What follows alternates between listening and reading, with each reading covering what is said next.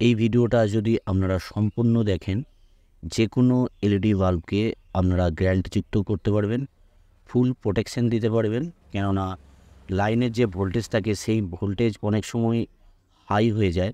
সেই হাই হওয়ার কারণে অনেক সময় এলইডি বাল্বগুলো খুবই তাড়াতাড়ি নষ্ট হয়ে যায়। আমি আপনাদেরকে এই ভিডিওটার মাধ্যমে যে সিস্টেমটা দেখিয়ে দেবো, ফুল প্রোটেকশন করবে, প্লাস আপনারা 4 থেকে 5 বছর যে কোনো এলইডি বাল্বকে ব্যবহার করতে পারবেন। এইখানে দেখতে পাচ্ছেন, এইখানে আমার কাছে এক পিস নন গ্যারান্টিযুক্ত এলইডি বাল্ব আছে, আর এক পিস গ্যারান্টিযুক্ত এলইডি বাল্ব আছে। এই এলইডি বাল্বগুলো মার্কেট থেকে যখন কিনতে যাওয়া হয়, প্রায় 80 থেকে 100 টাকা মতন দাম নেয়, 1 বছর করে গ্যারান্টি থাকে। এই এলইডি বাল্বগুলো যখন মার্কেট থেকে কিনতে যাওয়া হয়, কোনো রকম গ্যারান্টি থাকে না, জাস্ট টেস্ট করে দেখিয়ে দেয়। তারপরে কোনো রকম কোনো কিছু সমস্যা হলে কোনো রকমভাবে কোনো কিছু কোম্পানি করে না। সেক্ষেত্রে এই এলইডি বাল্বগুলো মার্কেট থেকে কিনতে গেলে অনেকটাই খরচা কম, 20 থেকে 30 টাকার মধ্যে এই এলইডি বাল্বগুলো মার্কেটে কিনতে পাওয়া যায়। তবে মার্কেট হিসেবে দাম কম বেশি হতে পারে। এই এলইডি বাল্বগুলো একদম সস্তা। সেক্ষেত্রে এই এলইডি বাল্বগুলো যদি আপনারা 5 থেকে 6 বছর জ্বালাতে পারেন বা ব্যবহার করতে পারেন, তাহলে এই এলইডি বাল্বগুলো একদম সস্তায় কিনতে পাচ্ছেন। প্লাস হচ্ছে, আমি যে প্রোটেকশান করে দেখিয়ে দেবো আপনাদেরকে 5 থেকে 6 বছর ব্যবহার করার জন্য, সেই খরচাটাও, যে পার্টসগুলো আমি লাগিয়ে দেখাবো ওই পার্টসগুলো খরচাটাও একদমই কম। সেক্ষেত্রে গ্যারান্টিযুক্ত এলইডি বাল্বগুলো না কিনে আপনারা যদি এই ধরনের নন গ্যারান্টি এলইডি বাল্বগুলো কেনেন, কেনার পর আমি যে সিস্টেমটা দেখিয়ে দেবো এই সিস্টেমটা যদি আপনারা করে দেন, মিনিমাম 5 থেকে 6 বছর আপনারা ব্যবহার করতে পারবেন। আর এই কাজটা যে কেউ করতে পারবেন, কোনো ভাইদের বা কোনো বন্ধুদের কোনো রকম অসুবিধা হবে না। তার জন্য সম্পূর্ণ ভিডিওটা দেখবেন। আমি আপনাদেরকে স্টেপ বাই স্টেপ দেখিয়ে দেবো, বুঝিয়ে দেবো কীভাবে আপনারা এই ধরনের নন গ্যারান্টিযুক্ত এলইডি বাল্বগুলোকে গ্যারান্টিযুক্ত করবেন বা দীর্ঘদিন কীভাবে ব্যবহার করবেন। অনেক সময় কী হয়, গ্যারান্টিযুক্ত যে এলইডি বাল্বগুলো থাকে, এই এলইডি বাল্বগুলো অনেক সময় যখন 1 বছর পর যখন খারাপ হয়ে যায়, তখন রিপেয়ারিং করা হয়। রিপেয়ারিং করার পরও দেখা যায় বেশি দিন করে লংজিভিটি হয় না, অল্প দিনে নষ্ট হয়ে যায়। সেই সিস্টেমটাও আমি এই ভিডিওটার মাধ্যমে দেখিয়ে দেবো। প্রথমে এলইডি বাল্ব দুটো আমি জ্বালিয়ে দেখিয়ে দেবো কতটা লাইট হচ্ছে, তারপর আমি রিপেয়ারিং করে দেখাবো বা এলইডি বাল্বগুলোকে ফুল প্রোটেকশন করিয়ে দেখাবো কীভাবে আপনারা দীর্ঘদিন এই এলইডি বাল্বগুলোকে কীভাবে এই এলইডি বাল্বগুলোকে ফুল প্রোটেকশন করবেন। এবার প্রথমে আমি এখানে ডিফিউজারটাকে খুলে নেবো। প্রথমে ফার্স্টে আমি জ্বালিয়ে দেখিয়ে দেবো এখানে। তার জন্য আমি সরাসরি একটা সাপ্লাই নেবো, সাপ্লাইয়ের সাথে সংযুক্ত করে আমি জ্বালিয়ে দেখাবো কতটা লাইট হচ্ছে। লাইট যতটা লাইট ততটাই লাইট থাকবে, লাইটে কোনো রকম পরিবর্তন হবে না। এখানে দেখতে পাচ্ছেন। এবার আমি এখানে যে ডিফিউজারটা আছে, ডিফিউজারটাকে খুলে নেবো। খুলে নেওয়ার পর একদম সহজ সরল সিস্টেমে আপনাদেরকে দেখিয়ে দেবো, যাতে করে এই কাজটা করতে আপনাদের কোনো রকম সমস্যা না হয়। এইখানে দেখতে পাচ্ছেন, এইখানে দুটো তার আছে। এই দুটো তারের মধ্যে কোনো রকম নিউট্রাল ফেজ, কোনো রকম প্লাস মাইনাস নেই। এইখানে যে ডিওবি প্যানেলগুলো লাগানো আছে, এই ডিওবি প্যানেলগুলো সরাসরি ডাইরেক্ট 220 ভোল্ট এসি সাপ্লাই থেকে ব্যবহার করা হয়, কোনো রকম ডাইভার সার্কিট লাগে না। গ্যারান্টিযুক্ত যে এলইডি বাল্বগুলো থাকে, অনেক সময় কী হয়, ভিতরে যে ডাইভার সার্কিটটা থাকে, ডাইভার সার্কিটটা পুরোপুরিভাবে খারাপ হওয়ার জন্য, এইখানে ডাইভার সার্কিটটা পুরো খারাপ হওয়ার জন্য বা এই ডাইভার সার্কিটটাকে যদি রিপেয়ারিং করা হয়, প্রায় অনেকটাই খরচা হয়ে যায়। সেক্ষেত্রে কী হয়, এই ধরনের ডিওবি প্যানেলগুলো যদি লাগিয়ে দেওয়া হয়, সেখানেও এলইডি বাল্বটা পুরোপুরিভাবে ব্যবহার করা উপযুক্ত হয়ে যায়। কিন্তু কী হয়, অনেক সময় কী হয়, এলইডি বাল্বগুলো এই ডিওবি প্যানেলগুলো লাগানোর পর, গ্যারান্টিযুক্ত এলইডি বাল্বগুলোতেও লাগানোর পর কী হয়, দীর্ঘদিন ব্যবহার করতে পারা যায় না, অল্প দিনে নষ্ট হয়ে যায়। সেই সিস্টেমটাও আপনাদেরকে বলেছি, দেখিয়ে দেবো এই ভিডিওটার মাধ্যমে। এখানে যে দুটো তার আছে, এই দুটো তার যে এখানে আছে, এই দুটো তারকে আমি খুলে নেব। খুলে নেওয়ার পর আমি আপনাদেরকে দেখিয়ে দিচ্ছি কীভাবে আপনারা এই প্রোটেকশানটা বা এই এলইডি বাল্বগুলোকে কীভাবে ফুল প্রোটেকশন করবেন, প্লাস হচ্ছে দীর্ঘদিন কীভাবে ব্যবহার করবেন। এখানে এবার দুটো তারকে আমি খুলে নেব। এখানে দুটো তারকেই আমি খুলব। এখানে সরাসরি আমি দুটো তারকে খুলে নিচ্ছি। খুলে নেওয়ার পর এবার আপনাদেরকে পার্টসগুলো লাগিয়ে দেখিয়ে দেবো কীভাবে আপনারা ওই পার্টসগুলো লাগিয়ে এই এলইডি বাল্বগুলোকে দীর্ঘদিন ব্যবহার করবেন। এইখানে দেখুন, এইভাবে আমি খুলছি। এইভাবেই আমরা সোল্ডারিং আয়রন দিয়ে এইখানে আয়রনটা একটু হিট হতে হবে, কেননা হিট হয়নি বোঝাই যাচ্ছে। তো সেই কারণে আরেকটু ওয়েট করতে হবে সোল্ডারিং আয়রনটা পুরোপুরিভাবে হিট না হওয়ার জন্য। এখানে তারটা খুলছে না। এখানে আমি তো এখন দেখতে পাচ্ছেন তারটা খুলে গেল। এরপর আপনারা যে কাজটা করবেন, এইখানে একটা ফিউজেবল রেজিস্ট্যান্স আমি নেবো। এই রেজিস্ট্যান্সটা আপনারা 10 ohms থেকে 100 ohms পর্যন্ত নিতে পারবেন। এখানে দেখতে পাচ্ছেন আমি একটা সিউজেবল রেজিস্ট্যান্স নিয়েছি। এই রেজিস্ট্যান্সটা আমি এইখানে যে কোনো একটা পয়েন্টের সাথে সরাসরি আমি সংযুক্ত করব। এইখানে যে কোনো একটা পয়েন্টের সাথে আমি সরাসরি সংযুক্ত করব। আপনারা এইখানে দেখতে পাচ্ছেন মার্কিং করা আছে এন আর এল। এখানে এন আর এল যে মার্কিং করা আছে এই দুটো পয়েন্টের মধ্যে যে কোনো একটা পয়েন্টের সাথে সরাসরি আপনারা সংযুক্ত করে নেবেন এই রেজিস্ট্যান্সটা আমি লাগিয়ে নিচ্ছি।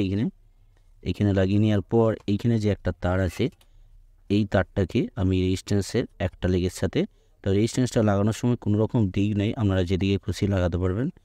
এইখানে একটা তার আমি সরাসরি এখানে সোল্ডারিং করে দেবো। সোল্ডারিং করে নেওয়ার পর এইখানে আর একটা পার্টস আমি লাগাবো, সেই পার্টসটাও লাগিয়ে দেখিয়ে দেবো। এইখানে রেজিস্ট্যান্সটা আমি লাগিয়ে দেবো। তো রেজিস্ট্যান্সটা লাগানোর কারণ হচ্ছে হঠাৎ করে যখন হাই ভোল্টেজ হবে সেই হাই ভোল্টেজটা ফুল প্রোটেকশন করবে, প্লাস হচ্ছে এইখানে ডিওবি যে প্যানেলটা আছে ডিওবি প্যানেলটা নষ্ট হওয়ার আগে এখানে যে ফিউজেবল রেজিস্ট্যান্সটা আমি লাগিয়েছি এই রেজিস্ট্যান্সটা ফিউজ হয়ে যাবে, তার মানে এখানে ডিওবিটা কোনো রকম ক্ষতি করতে দেবে না। এরপর আপনাদেরকে যে কাজটা করতে হবে, এই ধরনের একটা ক্যাপাসিটার লাগবে। এই ক্যাপাসিটার মানটা আপনাদেরকে দেখিয়ে দিই। এখানে দেখতে পাচ্ছেন এখানে 68 ইএফ বাই 100 ভোল্ট আমি এক পিস ক্যাপাসিটার নিয়েছি। তো এই ক্যাপাসিটারটার দিক আছে, একদিকটা মাইনাস দিক আর একদিকটা প্লাস দিক। এই দিকটা মাইনাস দিক চিহ্নিত করা আছে দেখতে পাচ্ছেন।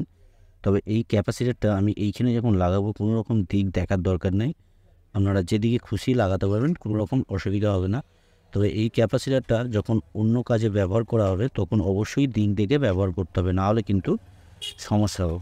তার জন্য এবার এইখানে দেখুন, এইখানে যে কোনো একটা লেগ আমি এখানে সোল্ডারিং করলাম। সোল্ডারিং করার পর এখানে যে একটা তার আছে এই তারটা সরাসরি আমি আর একটা লেগের সাথে সোল্ডারিং করে নেব।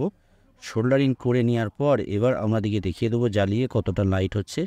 তবে এইখানে যে আমি সিস্টেমটা করলাম এই সিস্টেমটা যে কোনো ডিওবি প্যানেলের ক্ষেত্রে আপনারা করতে পারবেন।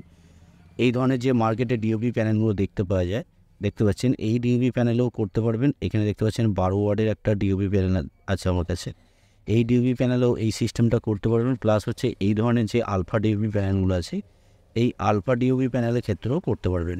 এই সিস্টেমটা করে আপনারা অবশ্যই দীর্ঘদিন ব্যবহার করতে পারবেন এই এলইডি বাল্বগুলোকে। এবার আমি এই এলইডি বাল্বটা যে এখানে যে কানেকশানটা করলাম এবার টেস্ট করে দেখিয়ে দেবো কতটা লাইট হচ্ছে। এইখানে আমি সরাসরি হোল্ডারের সাথে সংযুক্ত করব। হোল্ডারের সাথে সংযুক্ত করে এবার জ্বালিয়ে দেখিয়ে দিচ্ছি। এখানে আমি জ্বালালাম, তো দেখতে পাচ্ছেন লাইটটা কতটা লাইট হচ্ছে, যতটা লাইট ছিল ততটাই লাইটে কোনো রকম পরিবর্তন নাই। এইখানে ক্যাপাসিটারটা যে লাগিয়েছি বা কনডেন্সারও বলতে পারেন, এই কনডেন্সারটা কতটা হিট হচ্ছে আমি সেটাও দেখিয়ে নেবো, গরম হচ্ছে নাকি সেটাও আমি দেখে দেবো। কিছুক্ষণ ব্যবহার করার পর আমি দেখে নেব কতটা গরম হচ্ছে।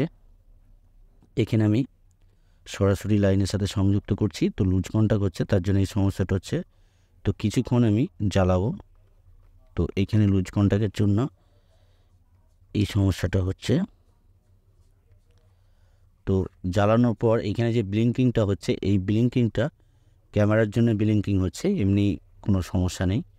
এবার আমি এখানে কিছুক্ষণ জ্বালাবো। কিছুক্ষণ জ্বালানোর পর ভেতরে যে ক্যাপাসিটারটা বা কনডেন্সারটা লাগিয়েছি ওই কনডেন্সারটা কোনো রকম গরম হচ্ছে নাকি আমি দেখে নেব।